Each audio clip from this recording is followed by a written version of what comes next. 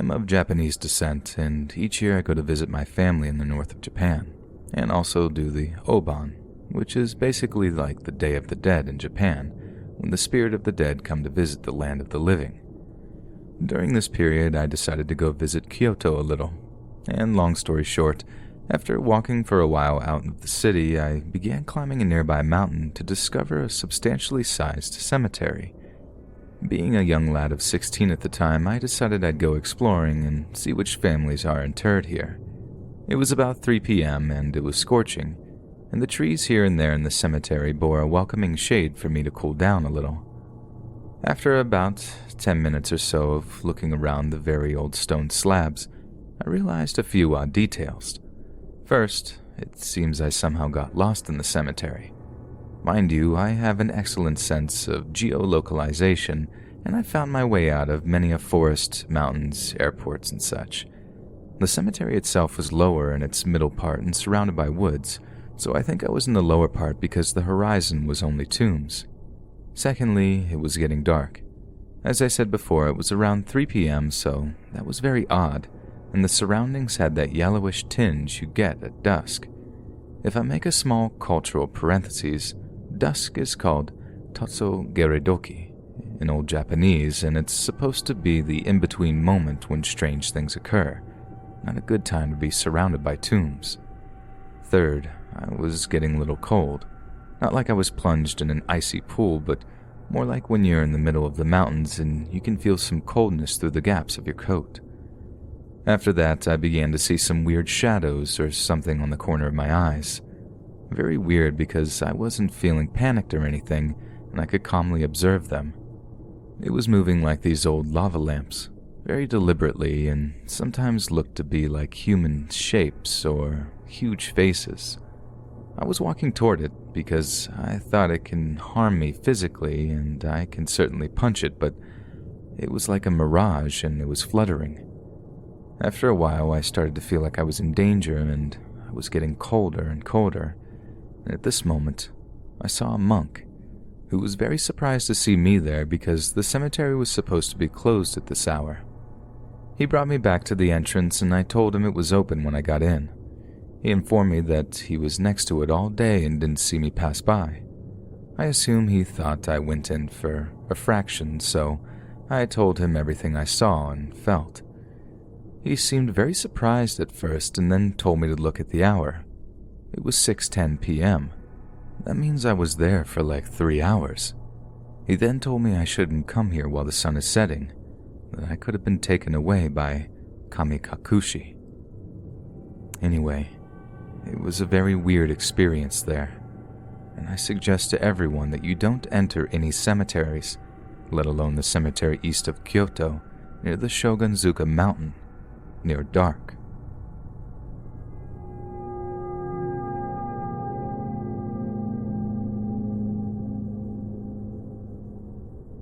There's this hill near my hometown, beautiful with lots of forest and a gigantic tower on top.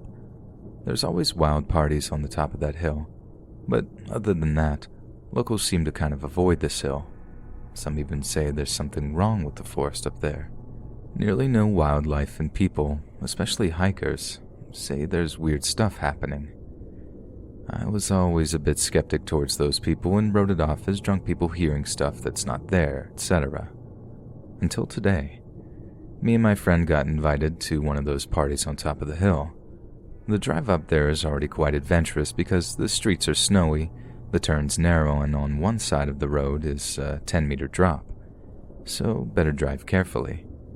We listened to music on our way up, had a great time when suddenly my car horn honked 3 times, just like that. We were both so confused. And the thing with my car horn is that you have to sucker punch that thing to even get a little beep out of it, so there's no pressing it on accident. But alright, it's an old car, could be a malfunction, who knows. We kept going, already a bit creeped out, until like 5 minutes later when we suddenly heard something scratch the roof of my car. But it didn't sound like a tree branch or something. The scratch was quite consistent, and the scratches were always like 3 seconds apart. Pretty loud too. And there weren't any tree branches low enough to reach the roof of my car anyways. We started to get scared.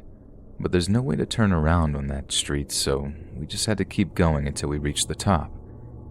Initially, we had planned to park the car there and walk the last part to the party because there's not really a road, but we were both so scared that we decided to turn around and just drive home.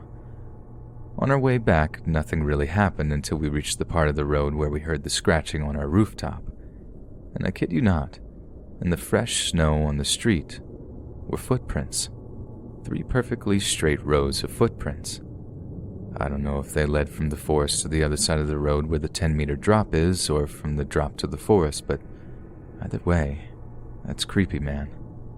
Of course, we sped down that hill like Satan was trying to tickle our bums. I dropped my friend off, and I'm home now, but still shaking. I'm usually not someone to be like, yeah, that's definitely paranormal, but this stuff is just too weird. I can't find any logical explanation for this. I mean, sure, the car horn could have been a crazy coincidence, but the scratching and the footsteps, and everything with the number 3, 3 car honks, 3 seconds between the scratches. I mean, that could be my imagination. Maybe it was 2 seconds, but who knows? I didn't look at my watch or anything, and also the 3 rows of footprints. Do you guys have any explanation for me? Like anything at all, because at this point, I'm really creeped out.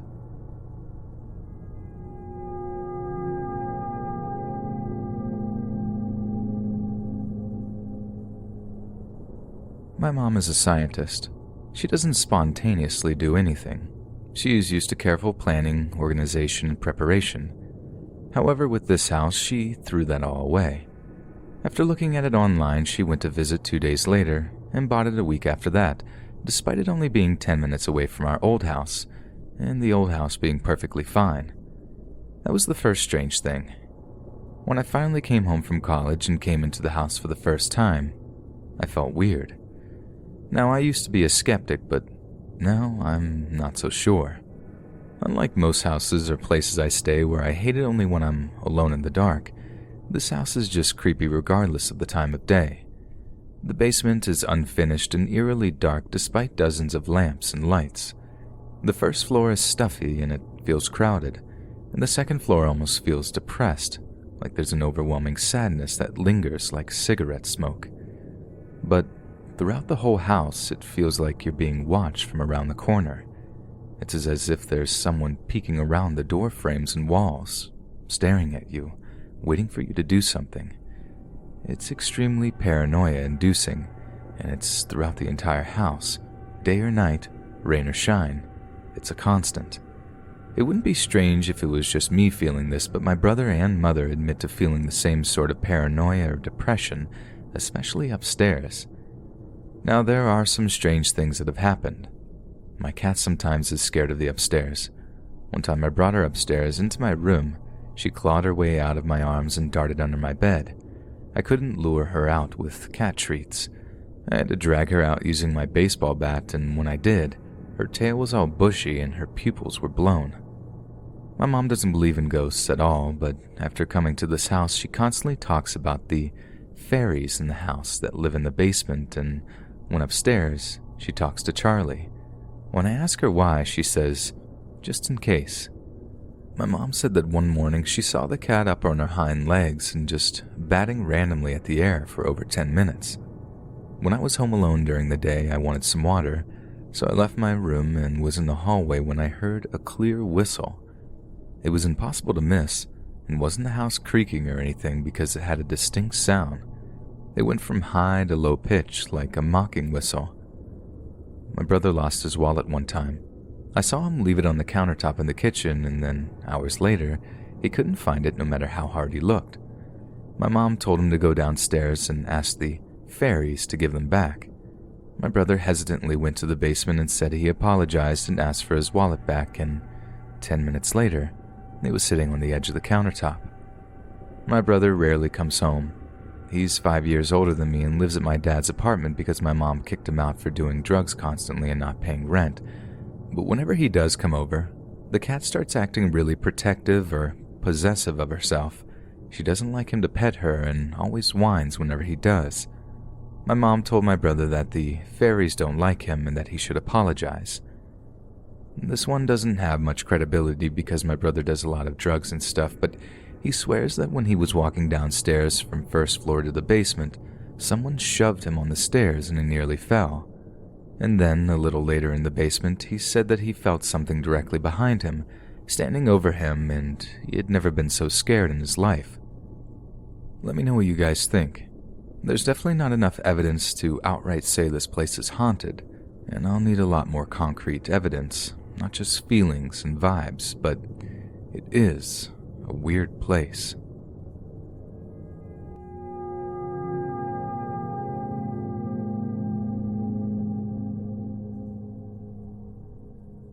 To give a bit of backstory before I begin, I am currently 25 years old.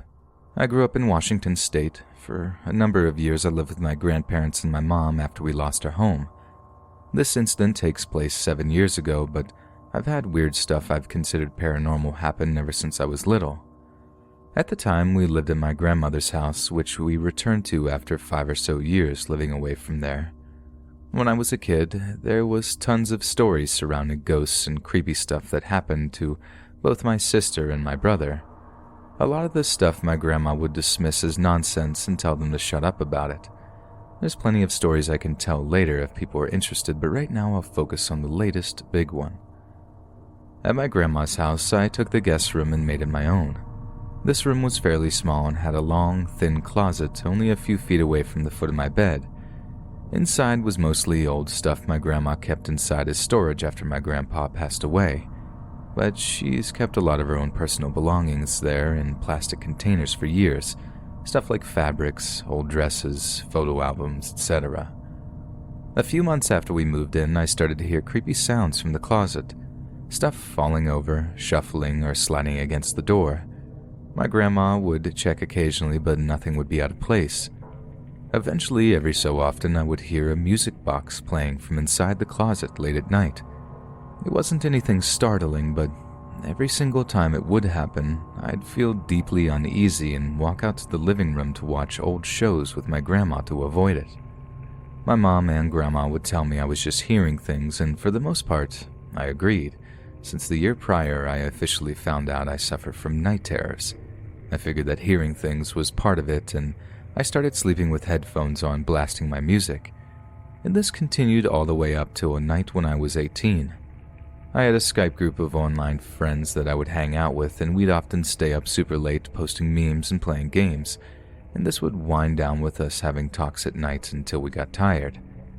Now up till this point, the only people who knew about the music box stuff was my mom, my older brother, and my grandma, and no one else.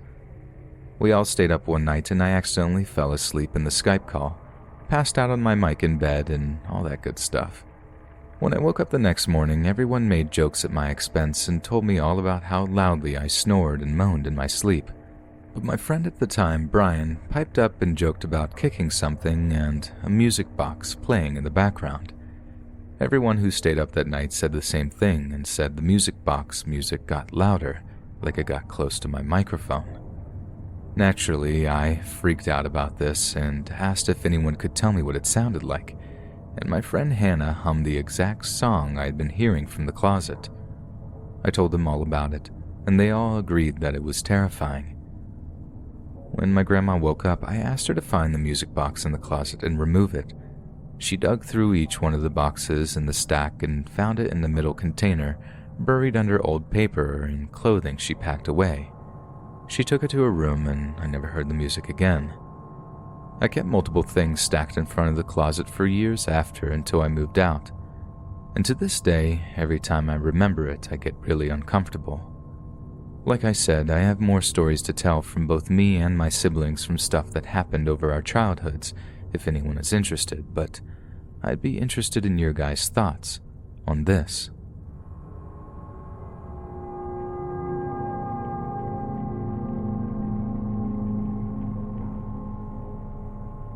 So growing up, I went to a pretty big and well-known Boy Scout camp in Ohio.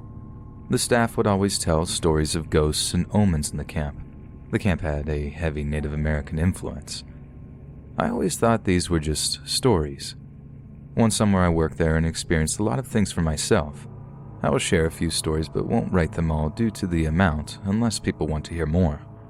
A few notes about the camp here. This camp does not have much electricity, with a few exceptions, and the campsites were just canvas tents, an open pavilion, and a latrine. Troops stay there for a full week and then new troops come for the next week. First story is about a man named Hutch. Hutch was one of the founders of the camp and I believe was a camp director long ago. It was always told that after taps was played, curfew for the camp, and a scout was out of their campsite, he would walk with them. He would try to direct you in the correct way to get back to your campsite. If you heard footsteps to your left, he would want you to turn left. If you heard them in front of you, he would want you to keep going. If you heard them behind you, he wanted you to turn around, and so on. If you heard him walking, it was said that you could say, "It's okay, Hutch, I know my way," and he would leave. Flash forward to when I worked there. The paths in the woods to get back to the staff site were flooded, so myself and 2 other staff walked a main road to get to them. Scouts were not allowed to go near this road for their safety, and they had no reason to. As soon as we reached the road, we started hearing footsteps. At first, they were to our left, which was where the path was. Once we started walking on the road, they were behind us.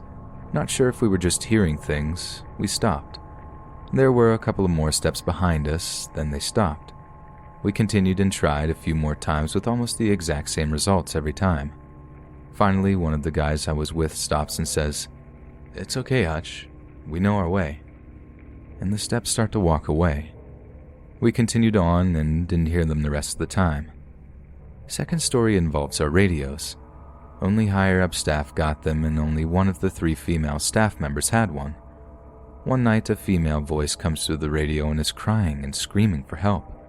A silent emergency, an emergency only certain staff members know about, was issued and a head count was performed. The crying and pleas for help keep coming through the radio every few minutes. One staff member goes to the tent the female staff member is in and discovers her still asleep with her radio sitting on the charger. The emergency was canceled and to this day, no one can explain it. The final story I will share involves the omens. One omen is of a white wolf with red eyes that, when seen, means something bad will happen over the course of the summer. The other is a white doe with blue eyes that brings a good summer. During our opening staff week, we were setting up camp and it had gotten late at night. Only a few staff were still out working. One of the last ones comes back, a program director, and joins a few of us sitting by the fire. Everyone says hi, but immediately notices this worried, scared look on his face. When asked about it, he doesn't want to talk, but finally tells us because we were all directors and assistant directors. He tells us that while coming back, he felt an overwhelming cold sensation, and when he turned around, he saw the white wolf standing on the path behind him. We all wondered about what it was warning us about. Everything was good until Scout Week 2 of 7. A few scouts got very sick, but it happened, so no one batted an eye about it. The next week, significantly more scouts get sick, and it just keeps getting worse every week. Staff were getting sick, and whole campsites were quarantined. We called in health departments from several counties to help us solve the problem, but no one could figure out why this was happening. They even did soil and water tests all around the camp. I fully believe the white wolf was warning us about it.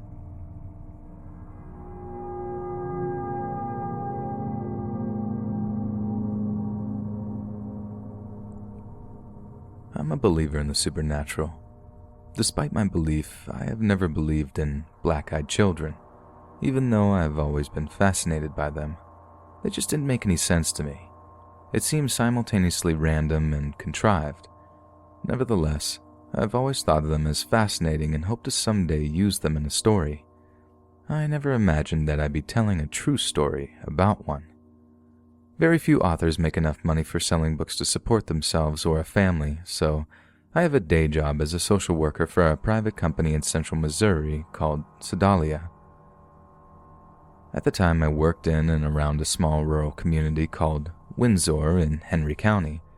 My job took me to all over eastern Henry County, often in rural areas down dirt roads through thick forests. I don't recall the exact day or even month, but sometime in the spring of 2018, I was driving on a rural road south of Windsor specifically. I was driving south on Evans Road. Note, in Windsor, this is a county line road because it is the county line between Henry and Pettis counties. Just south of the eastward turn to Brandon Road, Evans Road makes an L shape. You can see this in Google Maps of the area. That turns the road from north-south to east-west. When heading south, to your left is an open field so you can see if there is anything around the bend on the east-west turn. Seeing there wasn't, I took the turn, then glanced at something on my phone, probably changing a song, when I looked up and saw a boy in the middle of the road. I wasn't going very fast. You don't make a turn on a dirt road fast unless you want to land in a ditch, but if I hadn't turned fast, I would have hit him. He remained stationary in the road, and I sailed past him as I laid on the brakes and skidded to a stop. I saw him out of the side of my eyes as I passed him very close. Despite this, he didn't seem in any way troubled by almost getting hit by my SUV. It was only when I passed very close that I got a glimpse of his eyes. Black. At the time, I thought nothing of it and assumed it was a trick of the light or part of the stress. Or maybe he was wearing sunglasses. Whatever the case, I didn't think anything of it at the time. I was just worried I might have hit a child. Once my vehicle was stopped, I opened the door and jumped out to see nothing. No one. No boy and no sign of a boy. Yes, I could feel him. I feel like I was being watched, and I got the sense that he was on the other side of my vehicle. I started to walk around it, thinking he was hiding from me because he was scared, understandably. I called out to him, then dropped to my knees to look under my SUV to see if I could find his feet and know how far from me he was on the other side of the vehicle. I saw nothing. I backed away from the parked SUV, far enough that I would see if anything emerged on either side, and waited. Nothing. Yet the whole time I had a feeling of being watched. It's hard to explain, but it felt like the dread you get when your teacher scolds you for doing something, then watches you for a while after. Like you know if you make another mistake, you're going to get scolded again. After a while, waiting around just felt stupid, so I got in my vehicle and left, still in a daze from what just happened. I messaged my wife and a couple of my friends about it, but there was nothing else to do. I spoke to some locals about local ghost legends, but there was nothing about a boy haunting that road. There is an old cemetery not far from there, and Windsor is a very old community, so there is a high likelihood of some hauntings, but nothing about that road being haunted by a boy ghost.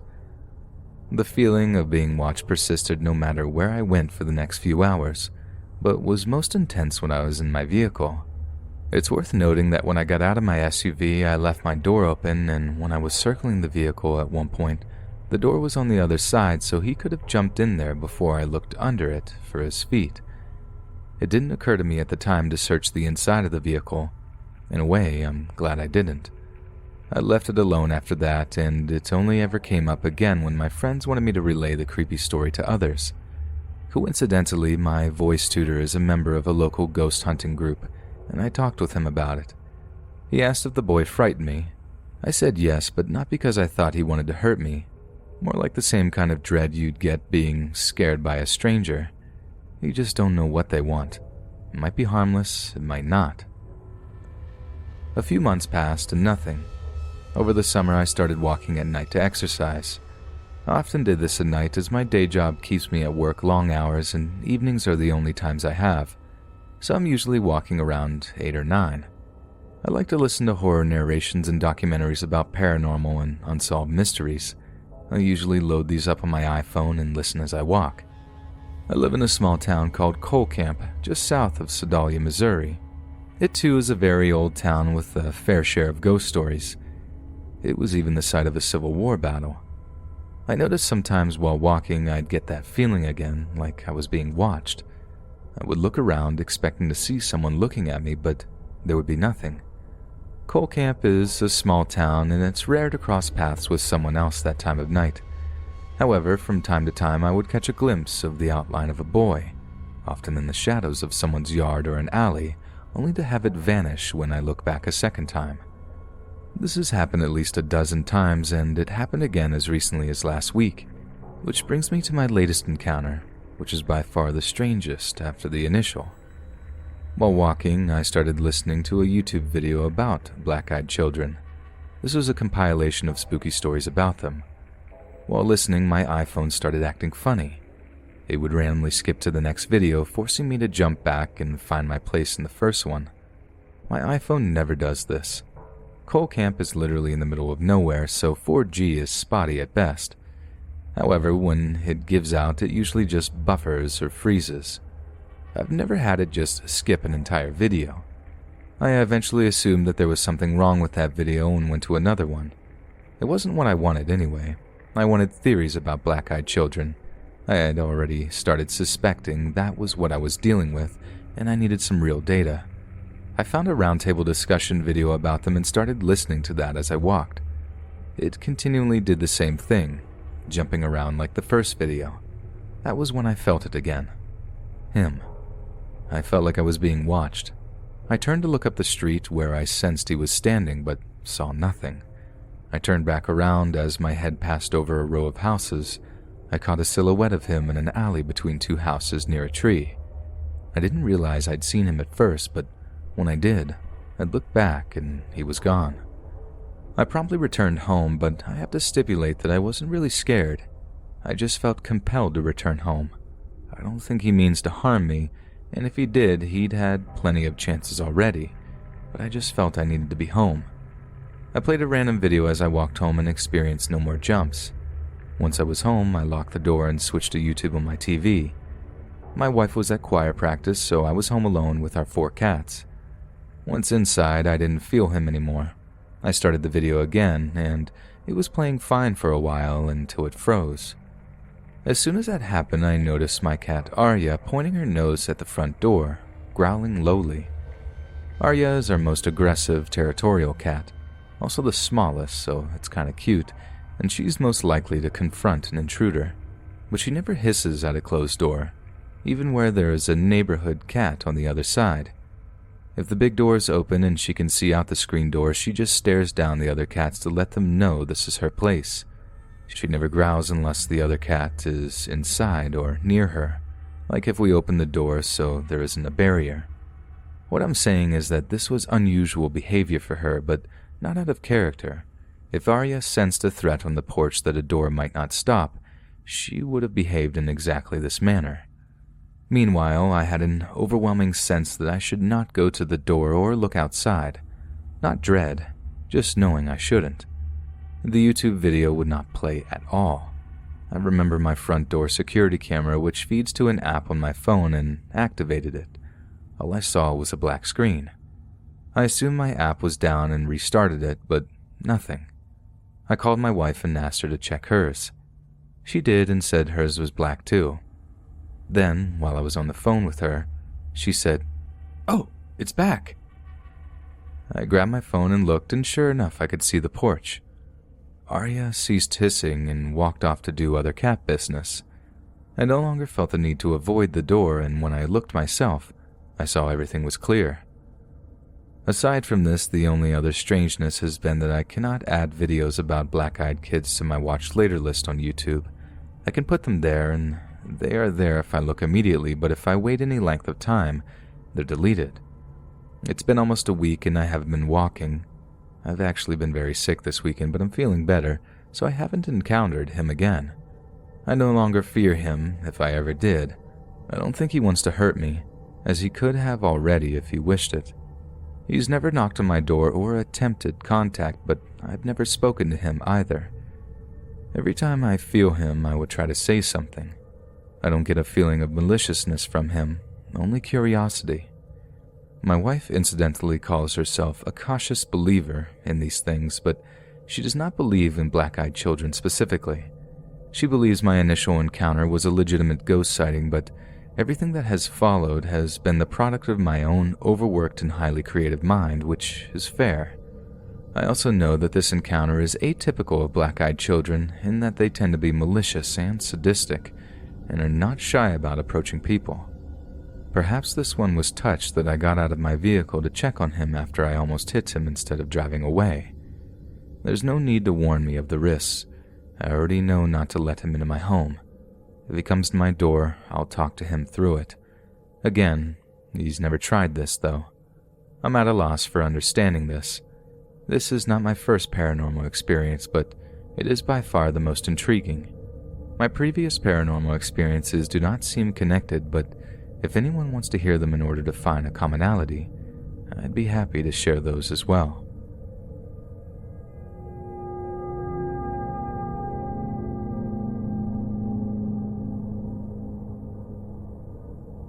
At the house I grew up in, my parents had a rocky relationship. Actually, all of us had one with my mom, who was always in the basement. Anyways, the only activity I remember in the house was seeing a ghost boy that I thought was my little brother, bringing it up to my dad because I didn't believe in ghosts. I thought I was crazy, but he said he saw it a few months earlier. My dad's sister is very into the supernatural, claims she can see supernatural things, and said that the boy's name was Sam. Other than that, the only activity in the house was when we were playing with toys in the basement alone, and after a long period of time, you just got uncomfortable out of nowhere, like you were being watched and had to get out of there. I don't know if that's paranormal or just kid stuff. My mom believed in everything as far as I know. Ghosts, psychics, fortune tellers, etc., and hated going to church and stopped our family when I was young. She had us cleanse our house with frankincense and myrrh regularly, which, if you don't know, helps get rid of bad energy apparently. She was a very greedy object-based person who was also an alcoholic and ruined her relationship with everyone on both sides of our family and has very few friends. So she brought a lot of negative energy to the house and family. Anyways, just giving some background information. During the divorce, my dad swore he saw her face change when they were arguing one time. Also, she went and talked to my little brother, who said she had an odd voice and looked on her face while she kept referring to him as Sam, which was the ghost boy's name and nothing close to his name. Both were very creepy experiences to hear. When my parents finalized their divorce, my mother moved out. I was at my university, so I got to miss that, fortunately. But when I came back for summer after my lease ended was when the odd stuff started happening. I got home late around midnight and moved my stuff into the basement. I put my mattress down, got my sheets on it, and threw my 40 bags full of clothes into a pile and was getting ready to sleep because I was tired. My dad has 2 dogs who came downstairs to sleep with me. Normally they aren't allowed and are kept out by a locked gate, but they hadn't seen me in a while, so my dad let them downstairs. Only the dogs wouldn't sleep. They were staring at the corner in the basement for 5 minutes with their ears perked up. The one of them started defensively growling. A minute or so later, both of them ran upstairs. I said, forget this, I'm uncomfortable now, and got out of there and went upstairs as well. Main floor and basement is all we have, and I went to sleep on the couch. I fell asleep on the couch, forgot about what happened, and was woken up by some loud rustling in the basement around 3 a.m. Immediately I think, crap, the dogs got into the basement. When I went towards the steps, the noise stopped as if whatever knew it had my attention. I unlocked the locked gate and went to see all my bags just as I left them. Nothing out of place, but I still thought it was my dogs, so I looked everywhere for them. Couldn't find them, so I went upstairs and found them in my brother's room sleeping with him. Cue my goosebumps and fear because I just realized it couldn't have been my dogs. In the morning I tell my dad. He thinks it might be mice even though there are no signs of them anywhere. We set up traps for mice. That night the rustling happens again. I don't go to investigate, I just get off the couch and sleep on the floor in my brother's room because I didn't want to be alone. The following day I go and put all my clothes in the dresser and closet and get rid of the bags that the noise is coming from. The rustling stops and no rodents were caught in a few weeks.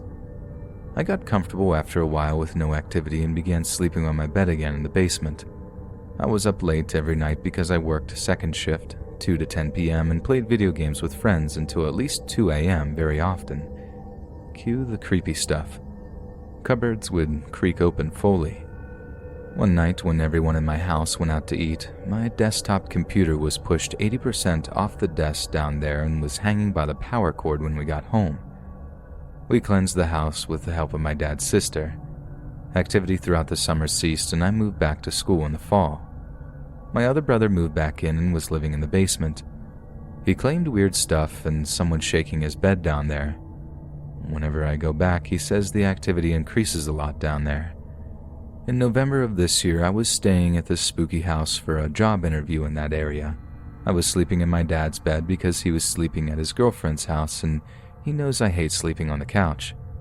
I wake up in the morning to what felt like someone smacking the bed extremely hard, and even made the noise. I tried to make sense of it, but couldn't.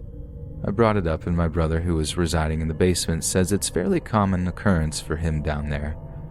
I was just there for Christmas and was downstairs on my computer when I hear some rustling in the other corner of the basement. Lights were on, and it was the middle of the day. Plus, I am used to expecting things there, so it didn't scare me. I have nightmares about my dad's house, specifically the basement closet, very often. That's the only thing that affects me when I am elsewhere, until now. I am back at my house now for the first time since Christmas. I was woken up on my first night back by my lacrosse ball rolling against the floor, against the slant, so it came uphill and smacked the wall with some force below my bed. I know that sound because I roll my feet a lot with it and sometimes it escapes from me. I'm scared, so I gather courage and turn on my light. I check under my bed and the ball isn't there. It's on the other side of the room where I left it. I don't think it was a dream because I heard the ball roll back a few inches from the force of hitting the wall after I was fully awake. I'm freaked out and wanted to share. I'm hoping whatever it is at my dad's doesn't follow me to my house.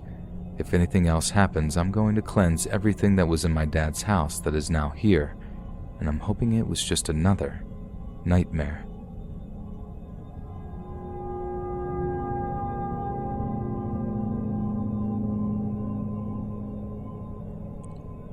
My daughter, who's 2.5, woke up in the middle of the night at 3 a.m., hungry. I prepared some oatmeal, fed it to her, and then put her back to bed. She's sleeping together with my wife.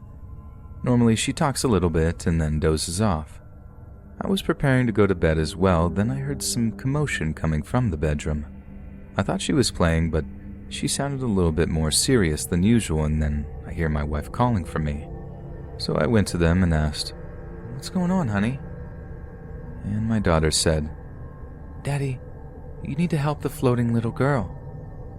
While looking at the wall that's at the right side of the bed, I assumed that there was some kind of light reflection that was playing games on her imagination, so I just turned the hallway light off and said, "There, the little girl's gone. Let's go back to sleep." But she was having none of it and kept on saying, "Daddy, what is that floating little girl doing? You need to help the floating little girl." At that point, my wife started to freak out a little bit and clenched my hand. I just wanted to get back to sleep, so I laid down near my daughter and said, "Hey, floating little girl, it's nighttime now. You need to go to bed. You need to go to your home. Please leave now." And then I turned to my daughter saying, There. She left now. She's going to go to bed with her mommy as well." And then my daughter climbed on me and started saying loudly, "Little girl, I'm mad at you. Little girl, I'm mad at you." While focusing on a certain point near the wall area. I was holding her and I could feel her little heart beating really fast. She was saying all of this with real conviction, and there was not an ounce of play in what she was doing. My wife was clenching my hand really tight and I could feel her nails getting buried into my skin. I thought, what is doing this? And started saying, "We're mad at you, little girl. Go home now, we want to sleep." That somehow calmed my daughter a little bit, and she climbed on top of her mom and went back to sleep. I have no idea to this day what happened that night.